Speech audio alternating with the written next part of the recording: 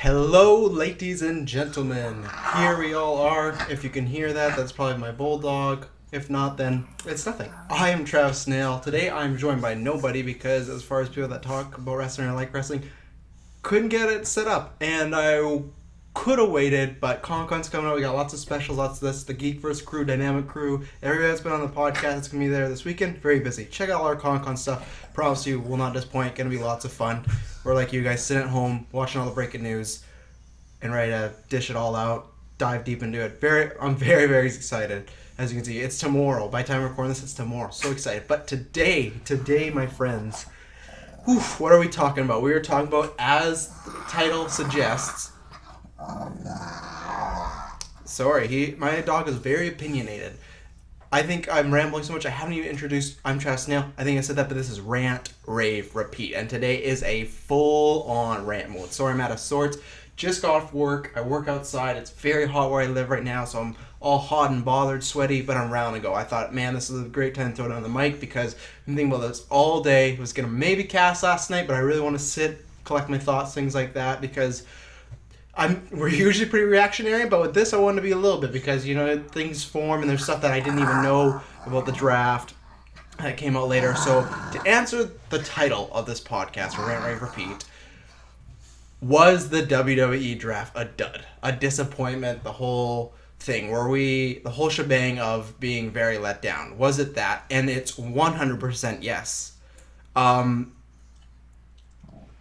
whole night was filled with a lot of head scratching, like continually, and we're gonna break it down. Like I said, I don't think it'll be too long, maybe 45 minutes to an hour, not our long 2-hour Geek versus one. Got lots of plans today, so I wanted to talk about this because legitimately we're going to do some Comic-Con stuff later, so might be the only time I get to record this. So we started really good. I'm just going to dive right into it. We started really good. Obviously you got Shane and Brian, you got Steph and Foley, who I think is a good enough pick. Daniel Bryan's a great one. Oh, and this I guess I will clarify before we started. If you didn't listen to our Rant, Rant, Repeat from months ago when the draft was announced, myself and our secretary, Emily, joined me, and we talked about, is this a good idea, blah, blah, blah. I was excited, but I still didn't think they should do it. I like the one roster. If anything, like, not to be mean, but maybe trim some fat if you're not using some talent, things like that. I think they could use them in a better way. I don't think the draft is the worst thing ever, but I was not for it, and especially we haven't even been clarified. That's my biggest thing as far as it does. They still haven't clarified what the fuck are going on with the titles. There's gonna be a big rant today, and I love WWE, and there's some stuff I'm not gonna rave or crap on the whole time. There's some good stuff, some good picks, and we'll get into that. But like the titles, they haven't even been clear, so that's the whole thing of, like, I was hoping to wait and do this podcast so they make it clear so I could kind of have a better idea. So half these people, it's really annoying. Like, we'll get into it later. I'm going out of word for a second, but like Kalisto, if the Cruiserweight title could jump between Raw and SmackDown, perfect. Doesn't matter. He's on SmackDown, cool, whatever. But I'm pretty sure it's going to be exclusive to Raw. And Steph said, oh yeah, exclusive to Raw. So it's like, okay. So why the fuck is Kalisto on SmackDown? One of the examples of head scratches. We're going to talk about that a lot. Lots of head scratching from the draft. Same thing with the world title, which they'll probably split up, but still not clarified. Hopefully they don't do some fucking shenanigans this Sunday, like double pin shoulders again. It's like, oh, we need 2 champs.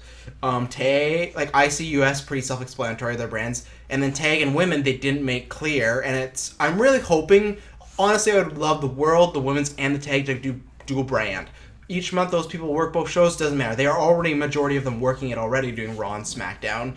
And it's like, if they get an extra pay-per-view bonus, and I don't know, people backstage could have a problem, but it's like, no, they're the fucking champ. Like, if you get a champ, you should get perks, and you getting a pay-per-view bonus for working 2 pay-per-views in a month, let's say the Raw and the SmackDown one, then you should get that. And then if there's somebody that doesn't want to work those 2 pay-per-views, to me that's a really telling thing of, like, hey, we should make that guy the champ. Sorry, I'll slow it down. I've been going so far in my brain tonight to think.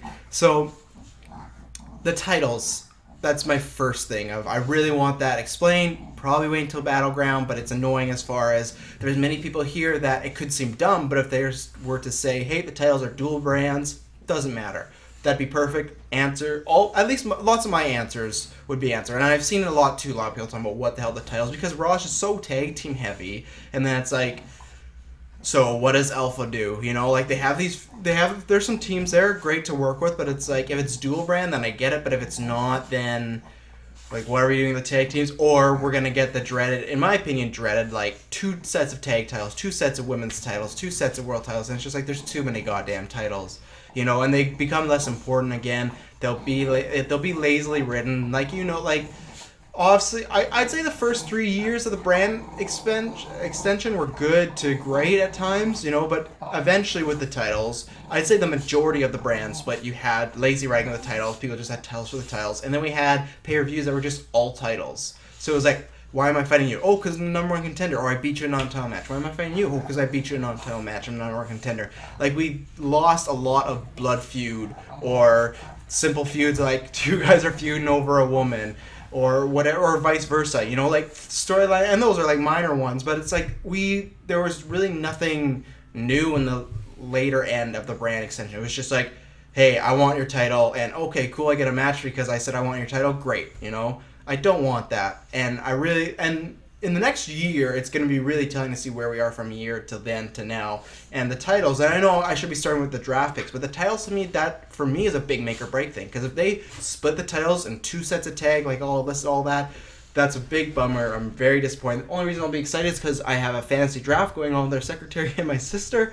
I'd be very excited to get some more titles because I'm getting my ass kicked. Because my sister had Dean Ambrose, won Money in the Bank points, cash-in points, main event pay-per-view. Ridiculous. Anyways, So the titles, that's one thing I wish they had answered, but we'll move away from that because there's more to discuss here. I think the draft overall, as a show, I'm a cow. I think it was good. It was entertaining. Eventually got head scratching, but it was more like started very exciting. And like I said, I didn't want the draft, but I threw it out because it's like, you know what, it's happening. If you heard me talking like GeekVerse with like Suicide Squad and Joker and the tattoos. I don't like the tattoos, but it's like I'm at the point where I threw it out, don't care, gonna try and enjoy it. And same thing with the draft. Like, I'm gonna try and enjoy this, just have some fun, get excited. You know, brand extension, maybe some NXT people coming up, all that jazz. So night started good, and that's why I think like in hours it was like great, almost like great to good to medium to like honestly bad. It just got bad, and that's not good for a draft. All these picks were going in all these strange places. So the first 5 they did was, I'll try and remember which way they did them as far as the ordering. But so Raw went, and they got Seth Rollins, Charlotte, Finn. Great. Finn, awesome. He's coming up. I hope he does it a little bit more with his character. I think like a lot of people feel that way. I really like Finn. He's very talented, and I think he could kind of be this generation Jeff Hardy, and not just because of the paint. There's just something about him. He has an aura, but he just has to get down with the demon thing of, you know, why does he become the demon? Because it's like, oh, he's always like, oh, you can't beat the demon. Then it's like, then be the demon every fucking night, bro. Like, win every match. That's a different podcast. But Finn, awesome. I really like Finn. He's probably top 5, top 10 favorite superstars on the roster right now. Really like Finn. Excited to see what they do with them. Charlotte, good choice. I kind of figured that the women would get a strong showing on Raw. This was me hoping that they're going to split the tag titles and the women, like, tag on SmackDown, women on Raw. And I really thought because they're trying to make the women so mainstream, this and that, really bring them up, have them on the flagship show, on the Raw show. So I understood that. And it's a good pick. And I was really happy that she was number 2. Not only just because she has a title, but just to have a strong woman.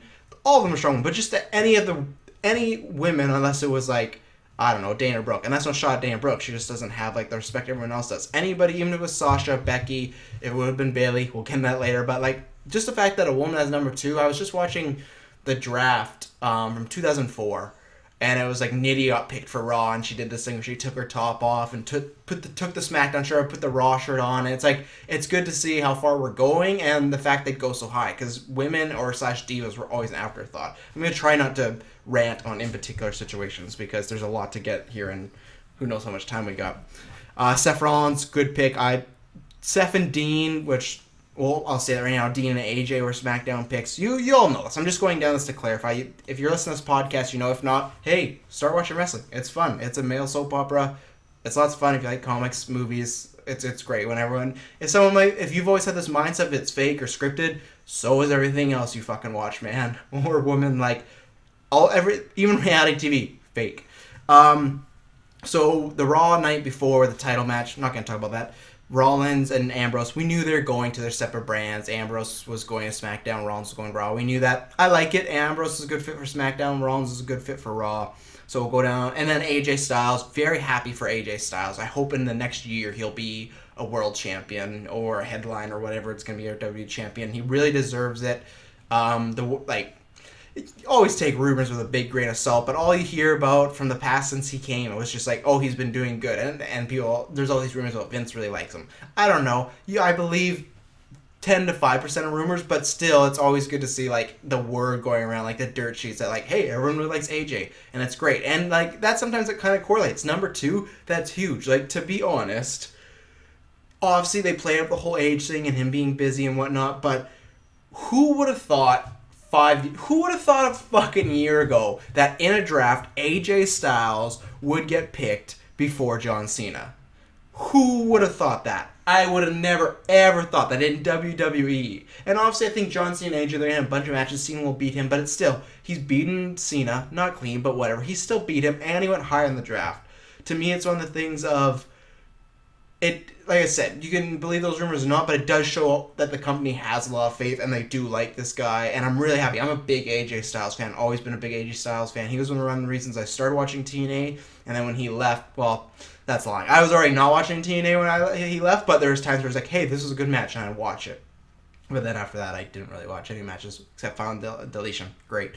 So yeah, AJ and Dean, perfect fits, and same with Seth, Finn, and Charlotte, perfect fit. So we'll keep going. Roman, Brock, and New Day for Raw.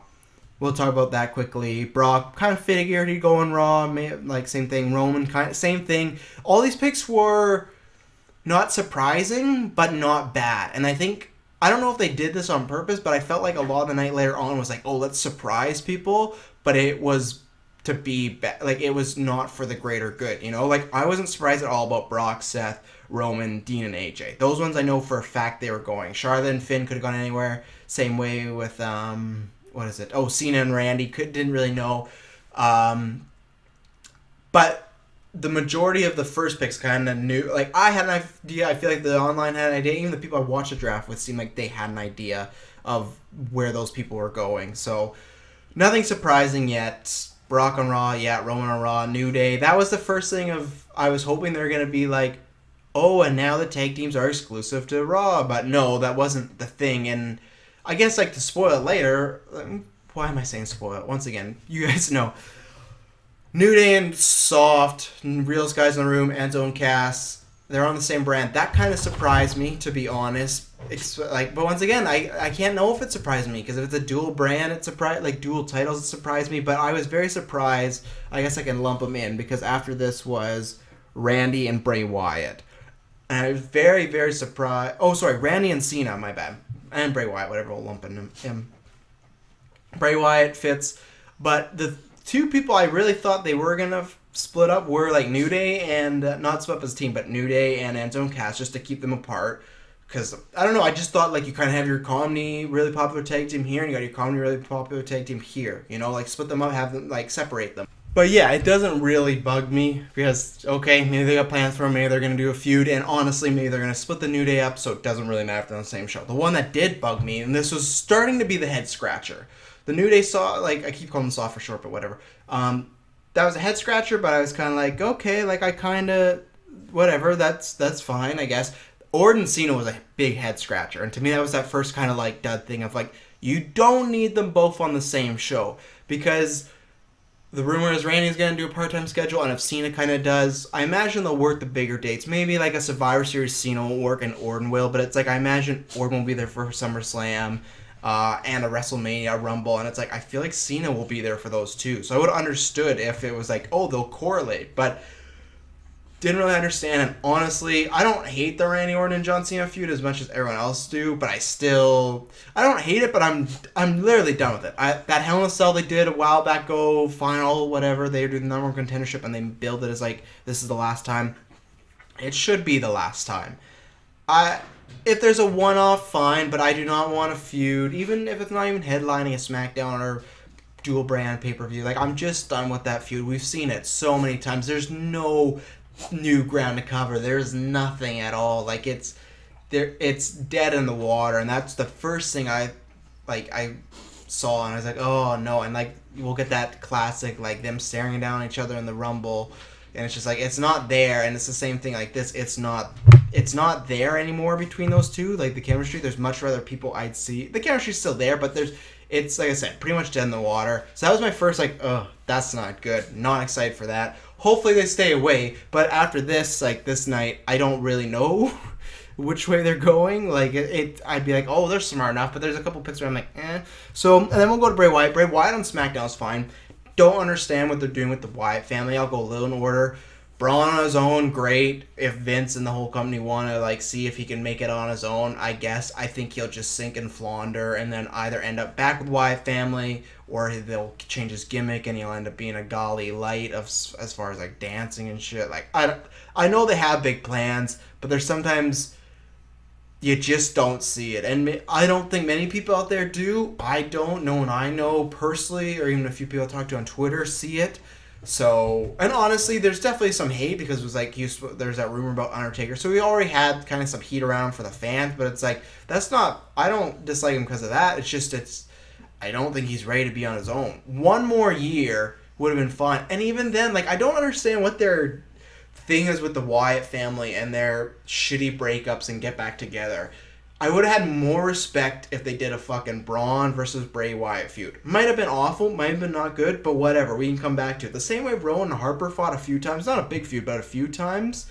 Like, at the end of the day, it didn't matter. Because they just like, oh, we're putting back the Wyatt family, and they're fine. And that's the way I've always took the Wyatt family, that they could kind of turn on each other, but at the end of the day, because they're a family or they're a cult, they come back together. So Strowman on his own, probably going to fail. Hopefully he proves me wrong. I don't want anyone to fail in this company unless they're like assholes or something like that, but like if he could come and be a great star and a fucking monster, great. But I feel like he's already had enough, not damage, but we've lost luster after Undertaker and Kane kind of roughed him up, you know, like he's not scary the way he was the first 2 months, and even then it was kind of meh.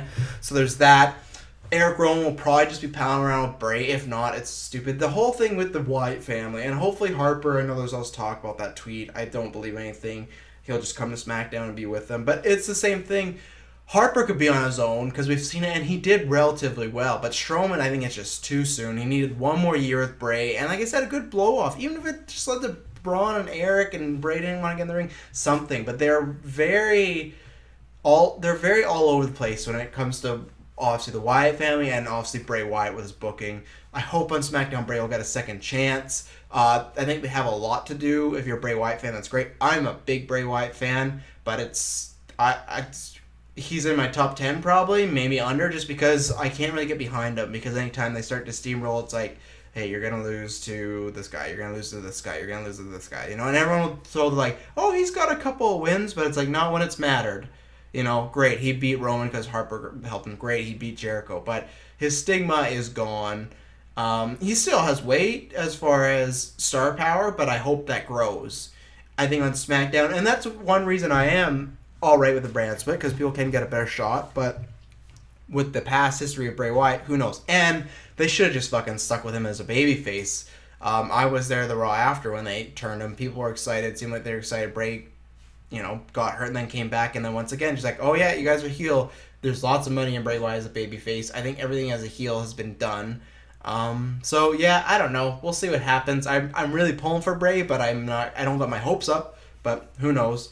So then after that, we had Becky Lynch and The Miz for SmackDown. Becky Lynch was the first, another head scratcher of like, okay, because once again, they hadn't clarified the titles. It was this thing of like, what are they doing with the women? And the tag teams I'm fine with. The women, I'm not fine with them splitting up, because you look at the rosters, I think they both maybe have, I could be wrong, I'm not going to count fucking on air. Let's say 4 to 6.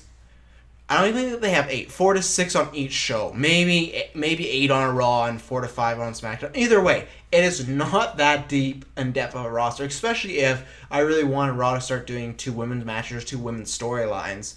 But the thing is, if it has so many, like a small amount of women, we're going to see people face each other a lot over and over. And that's the part that is really annoying. I think the tag teams would be fine, because you can do different variations. Tag team, you can do tornadoes, 6-man tags, you can do a one-on-one each week with everybody in the 4 and have 4 fucking different matches. But the women, we ran that last brand expansion eventually. It was just like we saw the same shit over and over, just in different packages of this person's a face, this person's a heel. Oh, and there's a tag team, there's a guy involved. This time it's for the title, this time it's for a Total Diva Search thing, it's like Total Diva Search. But it's like, you know what I'm saying. If you're a long fan, if you haven't been a long fan, there was not much variation. You would see fucking Dawn Marie and Tori Wilson wrestle every couple months. This over and over, and it'd be some sort of feud, just a different spin on it. But at the end of the day, it's like, oh yeah, these girls hate each other. Obviously, I don't think it's going to be that anymore, but it's just like I have it right here in front of me. You had Becky Lynch, Natalya, Carmella, Alexa Bliss, Eva Marie, and Naomi. Yeah, that's 6. That's 6 women. So how many fucking 6 women tag of those combination are we gonna get?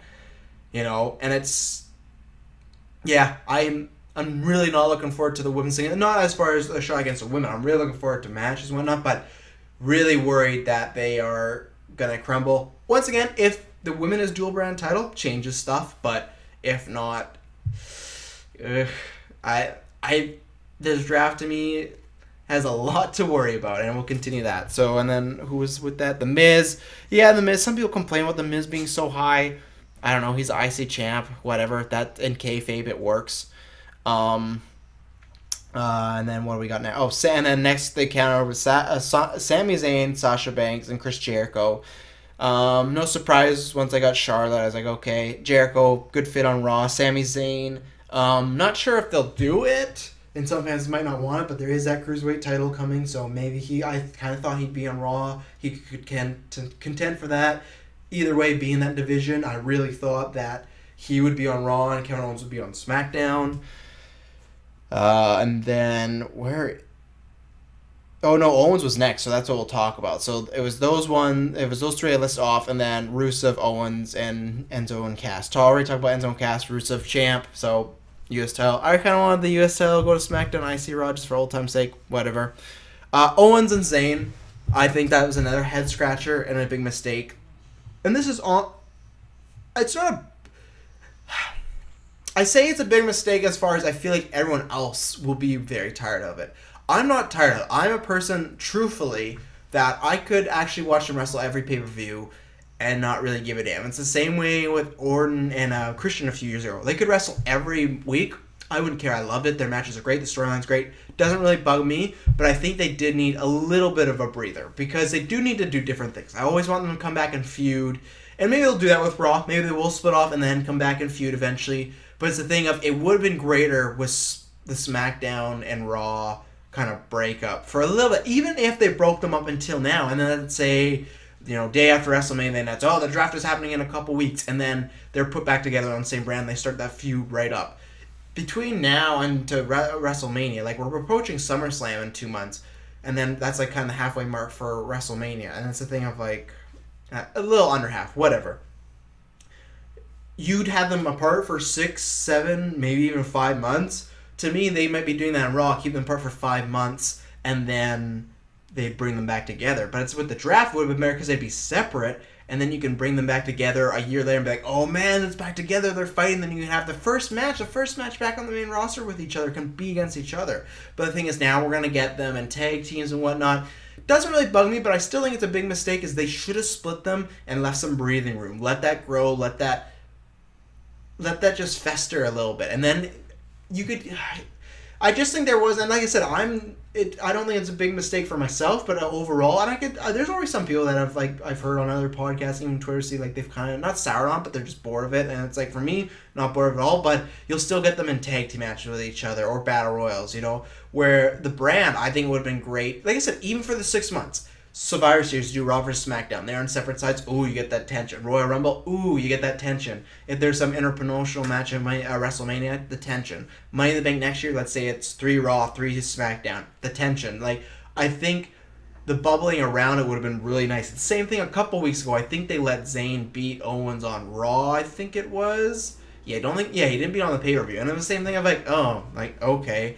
And I think it was clean, if I remember right. And it was the thing of, they haven't mishandled this one totally because they've still made it exciting and they're letting them both work, and I feel like they have a little input on the feud and what they say and what they're doing, but just it's the little stuff little things that they're kind of messed up on. I feel like splitting them up would have been better. Like I said, I could watch them wrestle every week, but it would have been even more special split them up, and then even weeks ago with Zayn beating him. So to me, that was another head scratcher of and that's the thing.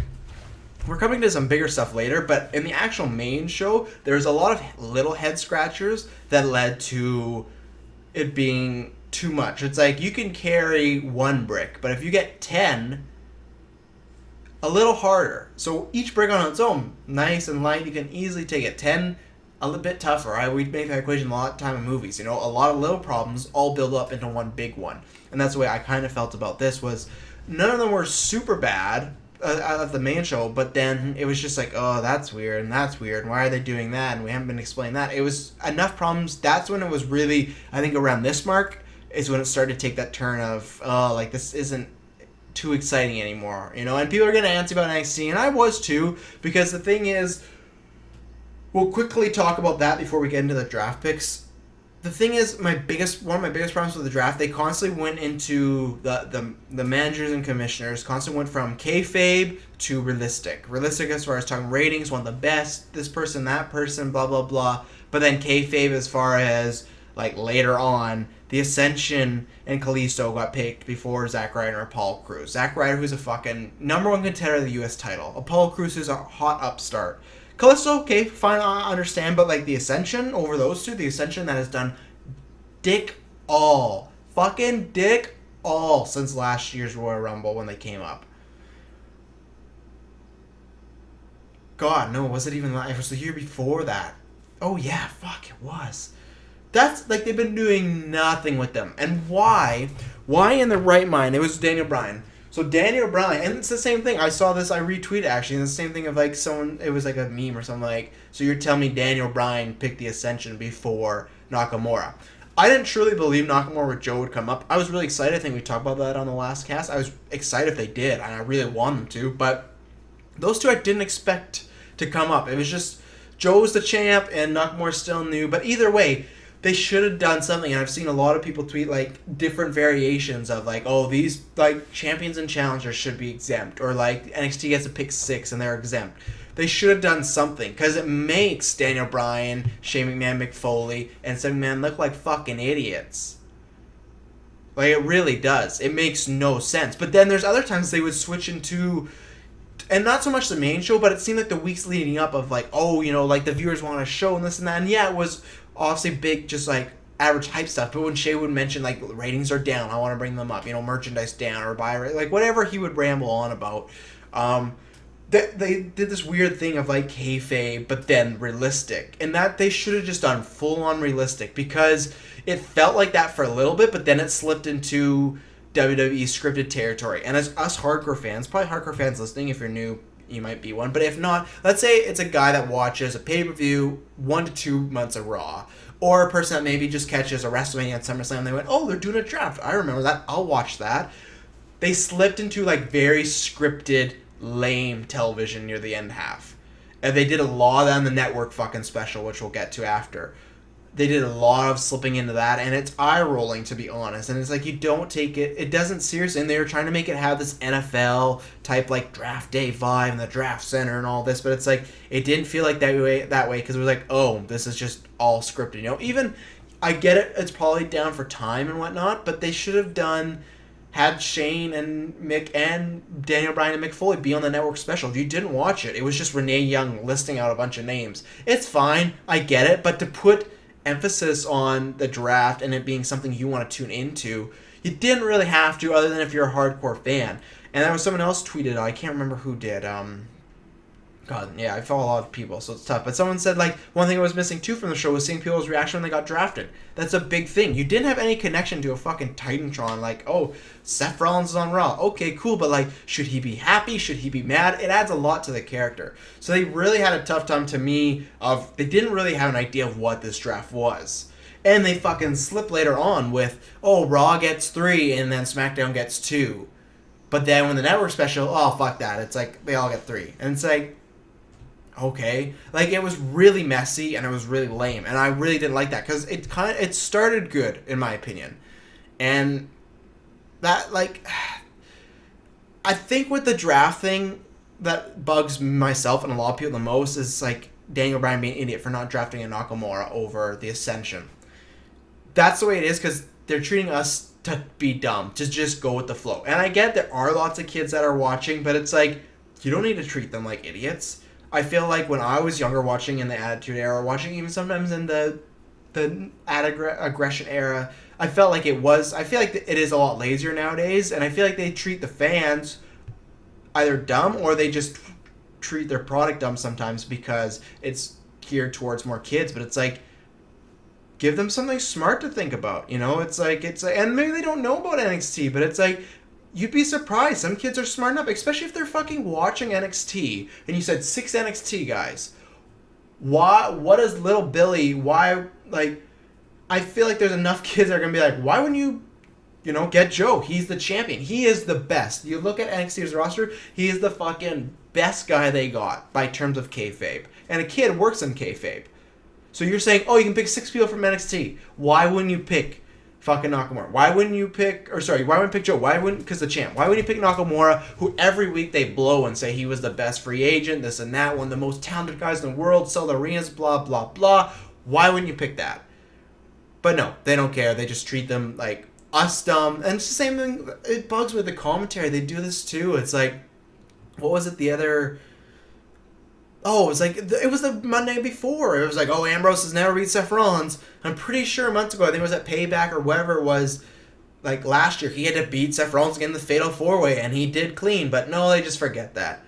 Oh, Seth Rollins and Roman Reigns, they've never had a match together. Never, ever. No, you guys decided to be fucking idiots and have it the Raw before Roman got injured the first time when they were supposed to have a TLC. No one remembers that. There was no first. And that's the thing that I hate, that they treat the fans stupid or if they dumb it down. But it's like, don't dumb it down. That was one of the best things about, like, as a kid, learning the history, hearing about the history. You know why? Because I wanted to go back and fucking watch that and read about it and learn. But no, they're just like, this is the first time ever, so it doesn't matter. Like, you want to really just tune into this. But it's like, if they're a hardcore fan or a kid, they're going to be tuning in for the majority. You got to sell the mainstream. And I guess first time ever, but I know a lot of people that are mainstream. That there's a friend of mine who just watches NXT with us, and he'll see, oh, the first time ever, Roman and Seth Rollins. He wasn't like, man, I need to see that now. He doesn't know who the fuck they are, really, other than a few, like he's watched WrestleMania and SummerSlam.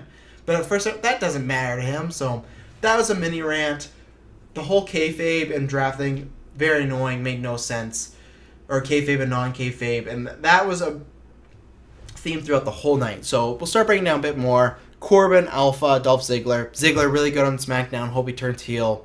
Corbin, some people are complaining he's high. WWE likes him. He's going to be there. And American Alpha, great pick.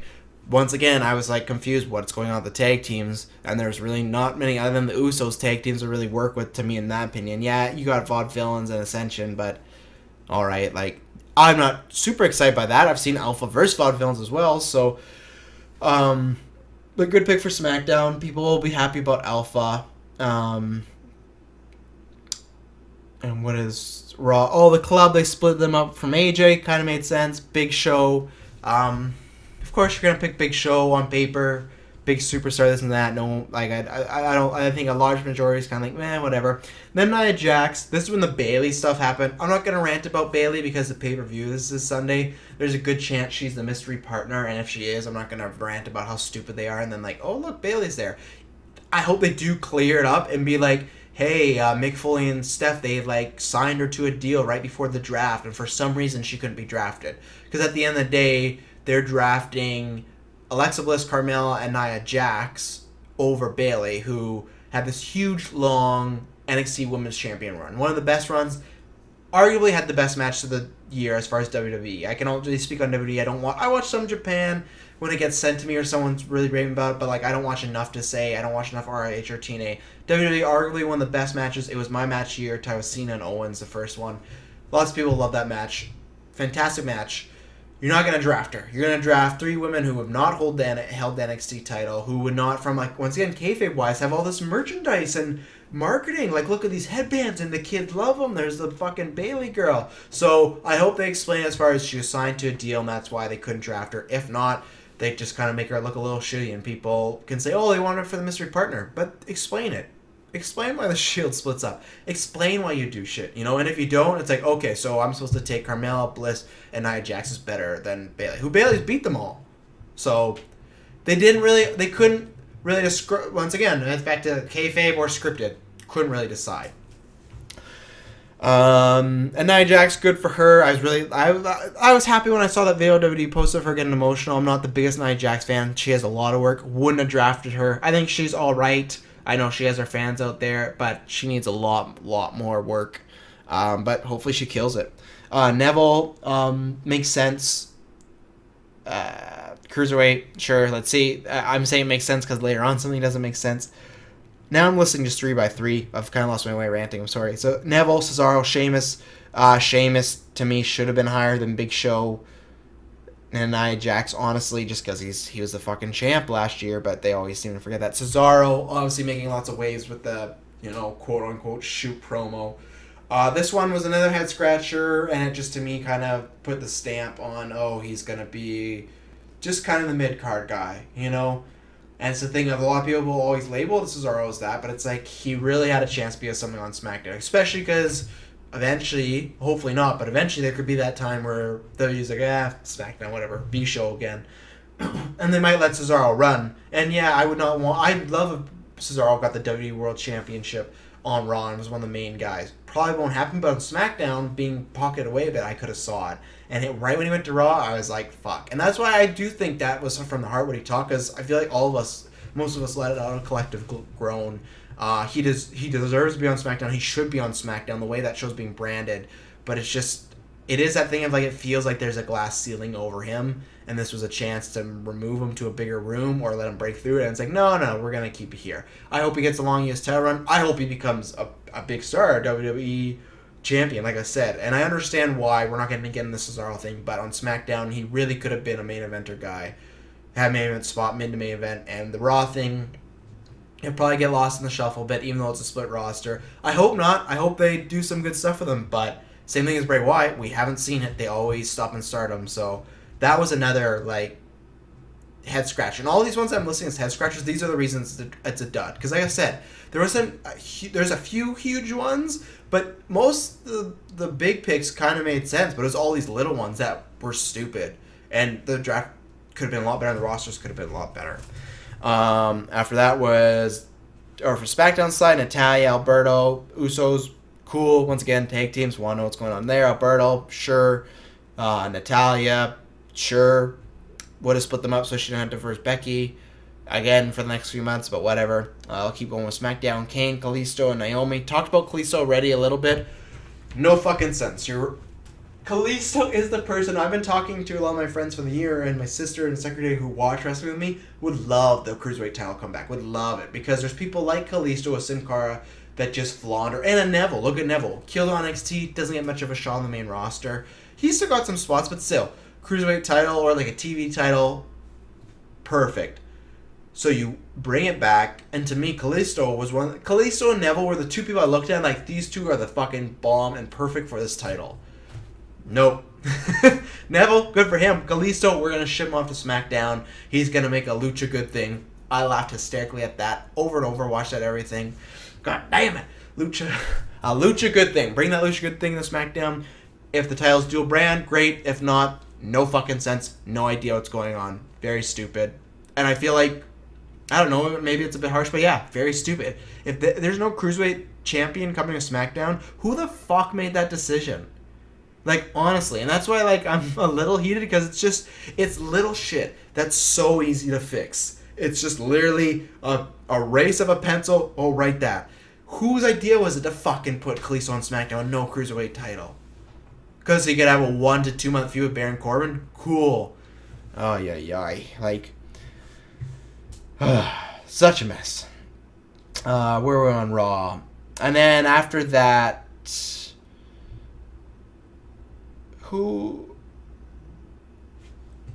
Oh yeah, no, I guess I was gonna count my eyeball. I guess this is when we were starting to get into the network special, which was, I'll quickly shout out, a total mess. Booker constantly was just kind of doing digs at Rome, which is kind of cool. Not to be shitting on Rome, but I mean, like, I kind of took it as, like, Booker doesn't really go off a script and he doesn't really say stuff. Like, he's called Brock Lesnar fly by night. He at one point said Roman Reigns came out to a symphony of booze at WrestleMania, which, okay, like, it's not too bad to say, but it's like WWE has downplaying that where they're just like, oh, some people don't like him, but lots of people love him.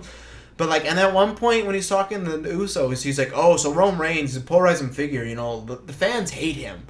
And it was like, even myself, who's not a big Roman Reigns fan, it's like, man, like, maybe sugarcoat it a bit, you know? Like, it was kind of funny to watch the whole night. Booker kind of made it, but, so that was funny. You had the Del Rio interview, which was kind of awkward, because maybe there's the Page thing and he wasn't happy, kind of awkward. The Kalisto thing, super awkward, super funny. I think he just got too excited, got nervous. Hopefully, honestly, if he's around for the next 10 years, that will fall him as just, like, a WWE top 10, a Psycho Sid moment, because it was fucking hilarious.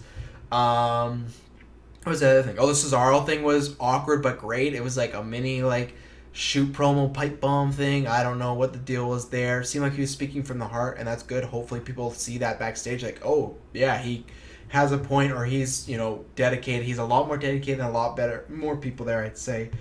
Trying to think. Golden Truth, that was on there. That was fucking brutal. There was a lot of interviews that were just like, man, but the Golden Truth, though, I'm not a big fan of the Golden Truth. I don't give a fuck. I really like Goldust. R-Truth's had some funny moments over the year, never been my thing. But the network special was, honestly, hardcore fans watch it, but if you're a mainstream fan, and if I was watching with somebody mainstream fan, they probably would have got bored, went on the phone, tuned out, been, oh, hey, man, I'm going to go home, just text me the rest. Like, it didn't have, like, that pressing feeling. It was really lame, really relaxed. Yeah, it was not good. So just touch up on that. But we'll go down the rest of these quickly. So Golden Truth on Raw, okay. Titus O'Neil on Raw, okay. Paige on Raw, okay. Like, these ones are fine. They're, like, all good, okay. They're kind of, you know, they're filling out their roster. I'll just go the rest of Raw and then go back to SmackDown in a second. So I can jump back and forth now that we're on that network special one.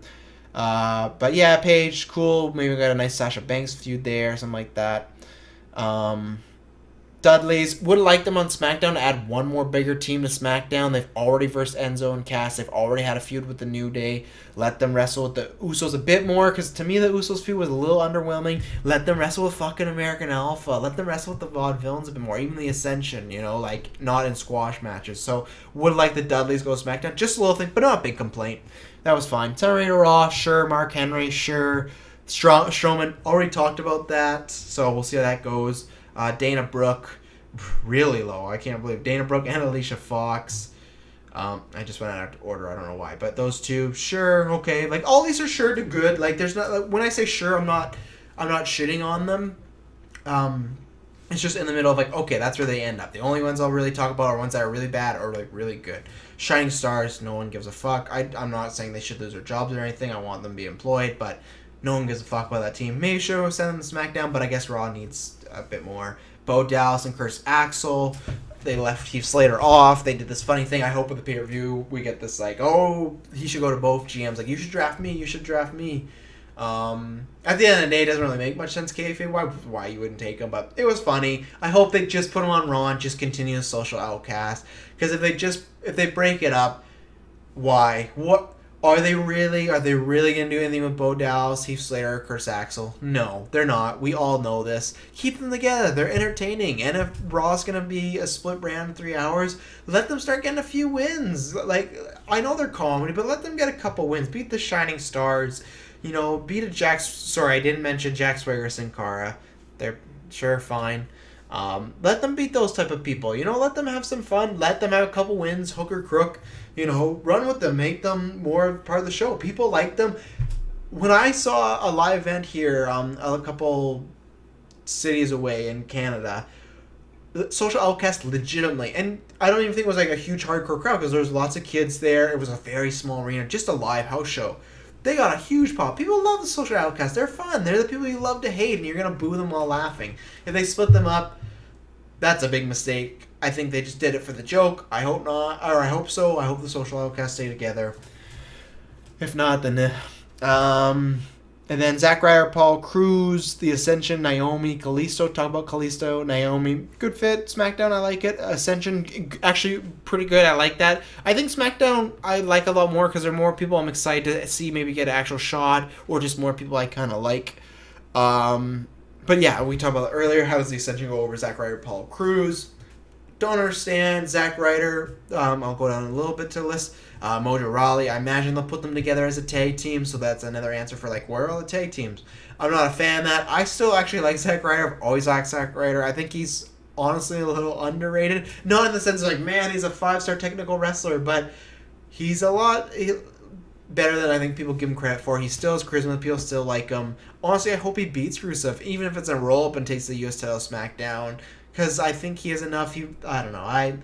I've never really understood why the D push kind of happened with him, because he got himself over. Okay. But always like Zack Ryder. Hope he does good. Apollo really needs this. I really like this pick. Like I said, the SmackDown ones I really like. Brazongo, really like that, because that's the thing on Raw, even though it's 3 hours, half the split, you know they're still going to kind of favor just their top guys, make a few stars, but they're going to favor their top guys primarily with Brazongo, which I'm happy about them being a team, because hopefully even if they split up, Tyler Bates will be on SmackDown by himself. Paul Cruz, Ryder, all to me perfect fits for SmackDown. Really like it. Really excited to see what those people can do. Yeah. Marie, sure. I'm not a fan. She's better. She's definitely better than she used to be. She's not great. But who knows? So whatever. Sure. Vaudevillains, sure. Good pick. Eric Rowan, good pick if they leave him with Wyatt's, or like Bray Wyatt if he's on his own. Stupid. Mojo Rawley, I already talked about him. And then Carmella. Very surprised about Carmella. Good for her. Very happy for her. Very surprised. Obviously, maybe they're trying to get her to be more skilled and talented in the ring. They should have just left her in NXT. I don't think she was good enough to come up yet. But if they felt that way, okay. Like, anytime they bring someone up, they might not be ready. I don't feel her and Nia Jax are ready at all, but I'm hoping for the best for these people. I like Carmella. Honestly, I think they should have put her on Raw with Enzo and Cass, and it's a thing of, like, once again, if the idea to put her on SmackDown is to, we need to develop her, leave her in NXT, wait till she's a fucking great to good wrestler, then bring her up on Raw, because then she already has the raw talented skill, and then she's with Enzo and Cass. Enzo and Cass adds a lot. The secretary for GeekVerse loves Carmella. Carmella adds a lot. Loves Carmella. And she was a good foil to Enzo and Cass. It, like, set them apart a little bit from just being that New Age Outlaws copy, you know? Like, and she was a good vital part. She played off them well. She's a good asset as far as dramatic. I was a little tired of always seeing her being the one that cost the match, but I liked it together. I think a lot of people did. So, yeah. Another head scratcher. A lot of head scratchers. Back to Nia Jax head scratcher. And, yeah, the majority of the draft for me is a head scratcher. It's like a 60-40, 65-35 as far as, like, head scratching to 35-40 success. Yeah, I don't understand a lot of the picks. I've already talked about them in length. I guess this is my closing statement. If you want to hear more, like if we want to delve into this more, like let me know. Give it a listen if you're listening, already listen, but let me know in the comments or anything like that. If our fan base likes wrestling and wants to hear more from myself and maybe some other people I can have on the show talking about wrestling more, I would be fine doing this week. I don't know if we would. We literally have 5 spin-off shows, or maybe this would spin off to be his own show. I don't know. We've been talking a little bit about covering the Cruiserweight Classic. So if anyone's interested in that, let me know. We might do this thing of like, we review it and then talk about our favorite match and who the MVP was and follow it all the way from round 1 to now.